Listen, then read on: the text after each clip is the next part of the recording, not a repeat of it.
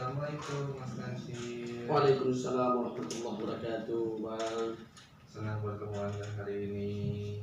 Gimana kabarnya? Alhamdulillah sehat walafiat. Alhamdulillah. Ya langsung kita mulai aja ke sesi 2, lanjutan dari sesi yang kemarin.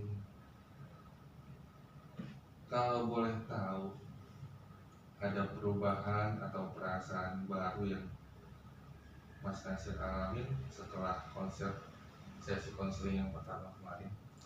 Ya alhamdulillah, setelah konseling di pertama kemarin itu, dan saya mau melaporkan hasil dari konseling tersebut sangat-sangat berpengaruh. Sangat berpengaruh dari hasil konseling itu, solusi yang diberikan kepada saya sehingga bisa saya terapkan di dalam kehidupan sehari-hari saya, wabil khusus pada posisi saya di kampus Universitas PTIK di semester awal ya. Alhamdulillah, sangat saya rasakan perubahan, begitu banyak perubahan. Saya bisa lebih dekat dengan teman-teman, bisa bertukar pikir dengan teman-teman, sehingga saya tidak canggung lagi untuk menyampaikan suatu hal yang tidak saya ketahui, sehingga saya bisa tanyakan ke teman-teman yang lain yang lebih paham mengenai hal tersebut, sehingga saya bisa mendapatkan solusi, dan solusi itu saya bisa senantiasa lakukan dan terapkan di semester awal kemarin. Oke, baik. Apa ada hal-hal yang baru lagi yang misalnya Mas Nasir coba lakukan? Kan kemarin itu kan ada keluhan stres karena baru masuk kuliah, kok ternyata itu beda banget gitu kan sama yang pernah kita bayangkan sebelumnya pas kita zaman SMA. Ternyata wah nggak sesuai sama yang kita bayangkan, ternyata kuliah itu lebih padat. Nah, ada nggak sesuatu hal yang misalnya Mas Nasir coba lakukan untuk mengurangi rasa stres itu? Ya, yang saya lakukan, yang pertama yang mungkin saya bisa curhatkan dengan konseling yang betul-betul pada porsinya itu gitu ya. Kemudian yang kedua yang saya lakukan itu ya senantiasa berkumpul atau bernimbrung dengan teman-teman yang memang betul-betul sudah mengerti dari hal-hal semester awal itu begini begitu. Itu yang saya lakukan sekarang. Kapan terakhir Anda merasakan stres dan kira-kira apa yang terjadi saat itu? Jadi pernah saya rasakan itu pada waktu ketika saya baru mengenal yang namanya dunia perkampusan ya. Saya itu tiba-tiba tidak bisa melakukan apa-apa. Jadi pengen melakukan hal ini, tapi kan saya lagi kepikiran hal tugas atau manajemen-manajemen yang diterapkan oleh kampus itu. Jadi saya sulit untuk bisa menyesuaikan. Bahkan saya intinya mau melakukan ini enggak mood, mau melakukan tugas yang diberikan dosen itu tidak mood. Jadi saya itu pada waktu kedatangan stres itu dalam kuliah semester awal, saya itu cuma merenung. Itu yang saya lakukan, merenung saja tanpa memikirkan apa yang sejatinya yang akan saya lakukan kembali gitu. Karena begitu pusingnya diri saya kemarin itu. Kemudian saat stres, kira-kira apa yang langsung muncul di pikiran Anda saat itu? Misalnya Mas Nasir merasa, oh kayaknya saya gagal, atau misalnya Mas Nasir merasa, wah kayaknya salah pilih jurusan ini. Kira-kira apa yang muncul di pikiran saat itu? Yang muncul dalam pikiran saya pada waktu itu ketika stres nggak bisa melakukan apa-apa, yang timbul ya mungkin ya karena saya dari jauh ya, dari kampung yang pelosok lah dari Jambi itu. Jadi yang saya pikirkan mungkin bukan saatnya saya seperti ini, posisi ini kan. Mungkin begitu yang saya rasakan. Selanjutnya, pernah nggak kamu ngerasain takut, cemas, tapi tanpa alasan jelas? Pernah sekali itu.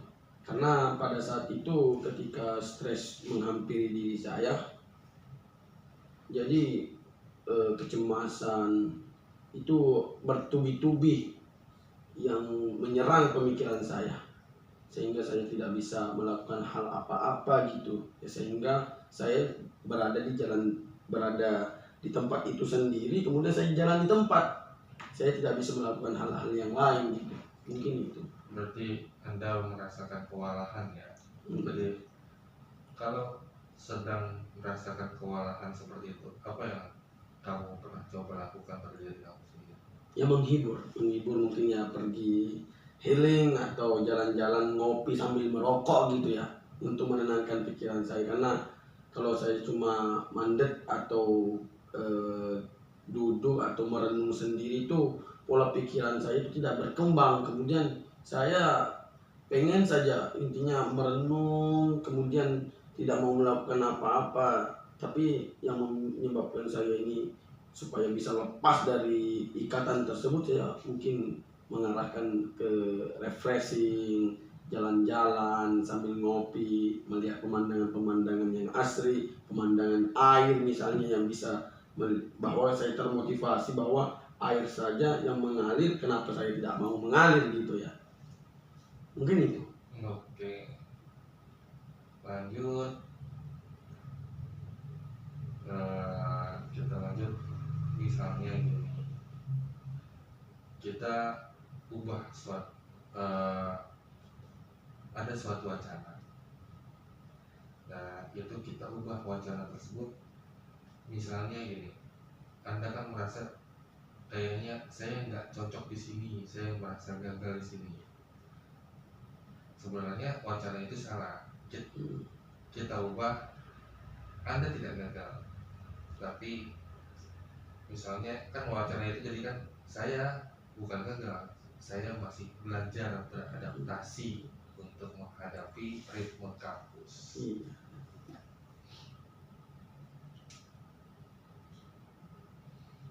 Apakah ada pengaruh dari pikiran positif yang tadi saya bilang, misalnya kan Anda lagi belajar mencoba memahami ritme kampus itu kan, ada ini enggak, pengaruh nggak dari pikiran positif itu ke perasaan Anda saat itu dibandingkan sebelum?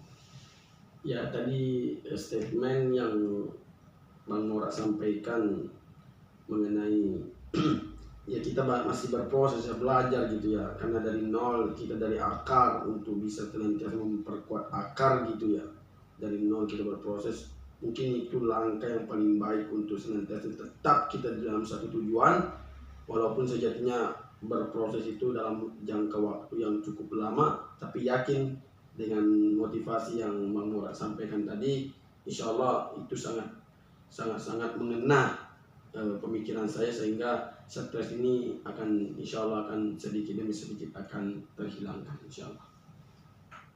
Dalam hal mengurangi stres, kira-kira ada nggak sesuatu aktivitas yang biasanya bisa kamu lakukan dan itu bisa bikin kamu bahagia, bahkan bikin kamu tenang sehingga kamu melupakan stres yang kamu rasakan?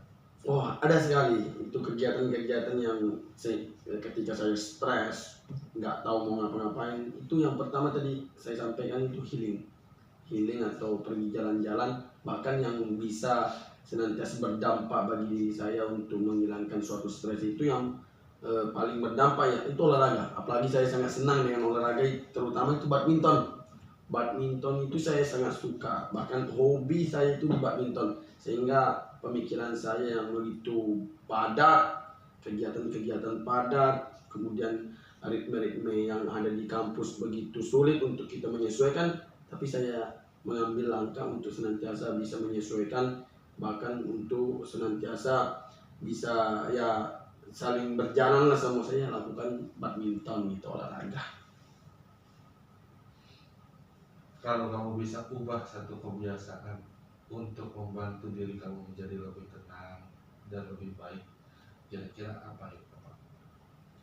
Ya senantiasa istiqomah dalam sebuah kegiatan itu, sehingga saya bisa mendatangkan ketenangan untuk diri saya sendiri, sehingga stres-stres yang sering saya alami, yang sering saya dapatkan itu sedikit demi sedikit akan hilang, walaupun itu ya tidak walaupun itu senantiasa membutuhkan waktu yang cukup lama ya, tapi saya yakin dengan saya keteguhan diri saya, keistiqomahan diri saya untuk melakukan kegiatan-kegiatan yang membuat stres ini hilang, itu yang saya lakukan, istiqomah saja.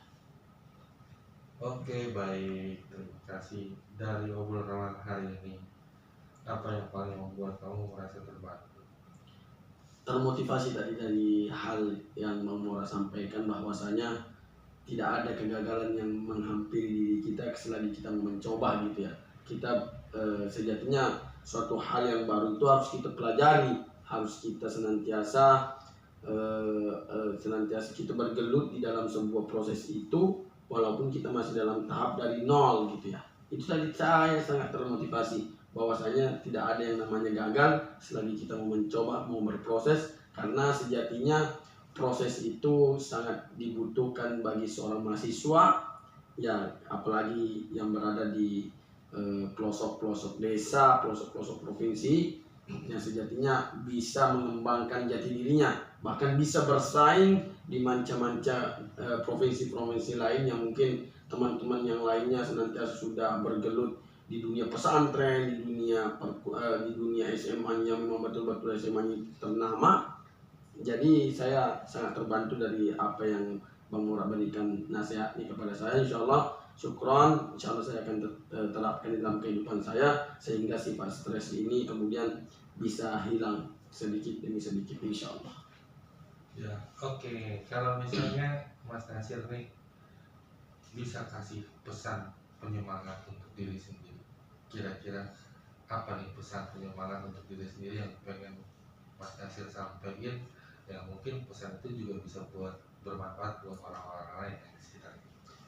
Kalau motivasi saya sebagai pemuda ya, yang sedang bergelut di dunia perkuliahan, ingat bahwa sejatinya roda itu akan berputar. Roda itu akan berputar, artinya kita syubbanul yaum rijalul god. Pemuda sekarang akan menjadi pemimpin yang masa akan datang. Itulah motivasi saya yang terus saya pegang. Kita akan menjadi pemimpin. Jadi jangan sampai senantiasa suatu hal yang membuat kita stres, suatu hal yang membuat kita meyakini bahwa diri kita tidak sanggup, bahkan itu yang menjadi hal yang senantiasa menjadi tolak ukur kita bahwa kita bisa melakukan hal tersebut. Bahkan juga kita harus menjadi pemuda yang senantiasa mampu juga senantiasa menyampaikan yang hak di tengah-tengah kebatilan, sehingga kita bisa menjadi pemimpin nantinya, pemimpin yang berwibawa, pemimpin yang bermartabat, dan pemimpin yang tegas. Mungkin itu motivasi, insya Allah. Kalau misalnya teman Mas Nasir ada yang mengalami hal yang sama, kira-kira apa yang akan Mas Nasir sampaikan ke teman tersebut? Kalau senantiasa ada jenis yang sama apa yang saya rasakan pada saat ini, ya motivasi terpenting bagi teman-teman yang merasakan hal yang saya rasakan juga, stres, kemudian belum bisa menyesuaikan tempat ketika kita mau melakukan hal tersebut. Salah satunya kita harus berproses, ya berproses mengenali lingkungan tersebut. Jangan sampai kita down, jangan sampai kita langsung mengundurkan diri, jangan sampai kita putus asa bahwa senantiasa kita langsung janganlah, kita sudah begini begitu sudah selesai. Jangan itu merupakan suatu kesimpulan yang sangat salah untuk pemuda di Gen Z ini ya. Senantiasa kita harus berproses, inilah namanya tantangan. Sesuatu hal yang tidak kita ketahui harus kita ketahui. Ini menjadi tolak ukur kita supaya bisa menjadi mahasiswa yang senantiasa dibangga-banggakan nanti ketika kita sudah menjadi pemimpin. Mungkin itu. Oke, baik. Hari ini Mas Nasir sudah belajar untuk mengenali pikiran yang mengganggu dan menggantinya dengan yang lebih baik. Jaga kesehatan. Baik. Nanti kalau misalnya ada waktu lagi untuk ngobrol, kira-kira ada masalah lagi yang mau diceritakan, monggo silakan. Saya akan coba dengarkan. Mungkin kita juga bisa bantu untuk mencari solusinya. Baik. Saya ucapkan juga terima kasih banyak kepada Bang Mora yang sudah menerima saya, menceritakan keluh kesah saya selama saya masuk di Universitas PTI Jakarta. Tapi saya yakin saya bisa untuk keluar dari fase-fase ini karena sejatinya saya berada di lingkungan yang sangat tepat di PT IKI yang begitu notabene ya pemuda-pemuda yang mampu menegakkan yang hak di tengah-tengah kebatilan. Mungkin itu saja. Terima kasih Mas Nasir sudah mau percaya sama saya dan sudah mau terbuka. Terima kasih juga atas waktunya. Baik. Assalamualaikum. Waalaikumsalam warahmatullahi wabarakatuh. Alhamdulillah. Bang. Gitu.